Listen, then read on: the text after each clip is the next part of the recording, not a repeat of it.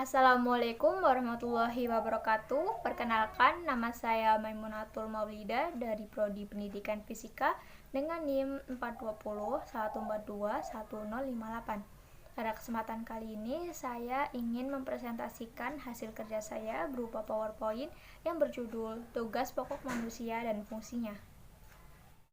Tugas pokok manusia dan fungsinya. Tugas pokok manusia yang pertama adalah tugas manusia sebagai Abdullah atau hamba Allah. Makna kata abd atau hamba dari segi kebahasaannya berarti ketaatan, kepatuhan, dan ketundukan. Dalam hubungannya dengan Tuhan, manusia menghambakan diri pada Allah dan dilarang menghamba pada dirinya, serta menghamba pada hawa nafsunya. Tugas Abdullah terhadap dirinya adalah memelihara iman yang telah bersemi dalam jiwanya, karena iman yang bersemi dalam dadanya bersifat fluktuatif atau pasang surut atau naik turun. Seorang hamba Allah juga mempunyai tugas terhadap keluarganya. Tugas hamba Allah terhadap keluarganya merupakan lanjutan dari tanggung jawab terhadap dirinya sendiri, karena memelihara iman keluarga berkaitan erat dengan memelihara iman terhadap dirinya sendiri. Seorang hamba Allah juga diperintahkan untuk berperilaku adil dan berbuat ihsan baik terhadap dirinya, keluarganya, maupun terhadap orang lain. Oleh karena itu, tanggung jawab hamba Allah adalah menegakkan keadilan, baik terhadap diri sendiri, terhadap keluarga, maupun terhadap orang lain. Dengan berpegang dan berpedoman kepada ajaran Allah, seorang hamba Allah berupaya sekuat tenaga mencegah kejian moral dan kemungkaran yang mengancam dirinya, keluarganya, dan orang lain. Oleh karena itu, hamba Allah harus senantiasa melaksanakan dan menegakkan sholat dalam rangka menghindarkan diri dari kekejian dan kemungkaran. Yang kedua, tugas manusia sebagai khalifah Allah. Manusia diserahi tugas hidup yang merupakan amanat dari Allah Subhanahu wa Ta'ala dan harus dipertanggungjawabkan di hadapannya. Tugas hidup yang diemban manusia di muka bumi adalah tugas kekhalifahan, yakni tugas kepemimpinan, wakil Allah di muka bumi, serta pengelolaan, pemakmuran, pemeliharaan, dan pelestarian alam semesta. Khalifah berarti wakil atau pengganti yang memegang kekuasaan. Manusia menjadi khalifah memegang mandat Tuhan untuk mewujudkan kemakmuran di muka bumi serta melestarikannya agar tetap makmur. Kekuasaan yang diberikan kepada manusia bersifat kreatif, yang memungkinkan dirinya mengolah dan mendayagunakan apa yang ada di muka bumi untuk kepentingan hidupnya. Sebagai khalifah, manusia diberi wewenang berupa kebebasan memilih dan menentukan, sehingga kebebasannya melahirkan kreativitas yang dinamis. Kekuasaan manusia sebagai wakil Allah dibatasi oleh aturan-aturan dan ketentuan-ketentuan yang telah digariskan oleh yang diwakilkannya, yaitu hukum-hukum Allah baik yang tertulis dalam kitab suci Al-Quran maupun yang tersirat dalam kandungan alam semesta. Seorang wakil yang melanggar batas ketentuan yang diwakili adalah wakil yang mengingkari kepercayaan yang diwakilinya.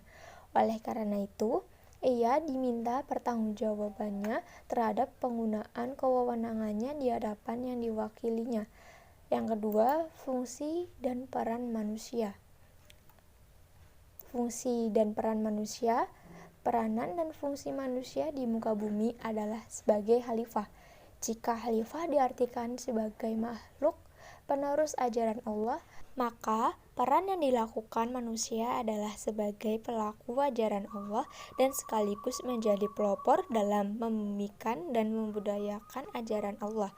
Untuk menjadi pelaku ajaran Allah, apalagi menjadi pelopor pembumian dan pembudayaan ajaran Allah, seseorang dituntut untuk memulai dari dirinya sendiri. Sebagaimana sabda Nabi yang berbunyi, "Ibda binafsika," atau mulailah dari dirimu sendiri, kemudian ditularkan kepada keluarganya.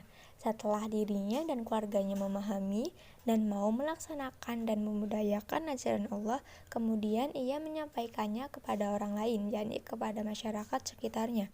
Adapun peran yang harus dilakukan seorang khalifah sebagaimana yang telah digariskan oleh Allah adalah belajar, mengajarkan ilmu, dan membudayakan ilmu. Berikut pemaparan yang lebih jelasnya. Yang pertama, belajar. Belajar yakni mempelajari segala sesuatu yang tersurat di dalam ayat-ayat Al-Quran dan segala sesuatu yang tercipta pada semesta alam. Hal ini sebagaimana firman Allah dalam surat Al-Alaq ayat 1-5. Dari ayat tersebut dapat dipahami bahwa objek belajar adalah ilmu Allah yang berwujud Al-Quran dan segala ciptaannya yang ada di alam semesta ini. Yang kedua, mengajarkan ilmu. Ilmu yang diajarkan oleh Khalifatullah ialah ilmu hasil analisa dari penelitian manusia dan juga ilmu yang terdapat dalam Al-Quran. Dengan kata lain, objek pengajaran yang kedua mengajarkan ilmu. Ilmu yang diajarkan oleh Khalifatullah ialah ilmu hasil analisa dan penelitian manusia dan juga ilmu yang terdapat dalam Al-Quran.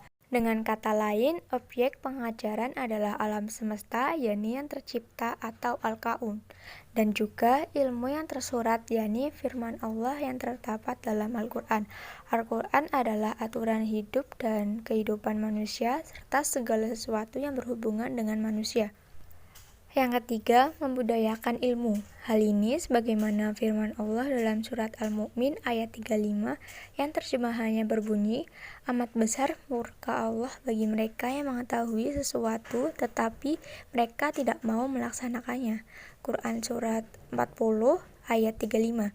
Dari ayat Al-Quran tersebut dapat dipahami bahwa ilmu Allah yang telah diketahui bukan hanya untuk disampaikan kepada orang lain, tetapi yang utama adalah untuk diamalkan oleh diri sendiri terlebih dahulu sehingga membudaya. Kemudian setelah diri sendiri mengamalkan, lalu ilmu itu disampaikan atau diajarkan kepada keluarganya, kemudian kepada teman dekatnya, dan baru kepada halayak ramai atau orang lain. Wujud pembudayaan ilmu Allah adalah tercapainya situasi dan kondisi pola hidup dan kehidupan yang ideal, yakni pola hidup sebagaimana yang telah dicontohkan oleh Nabi Muhammad SAW. Sekian dari saya, apabila terdapat kesalahan saya mohon maaf. Wassalamualaikum warahmatullahi wabarakatuh.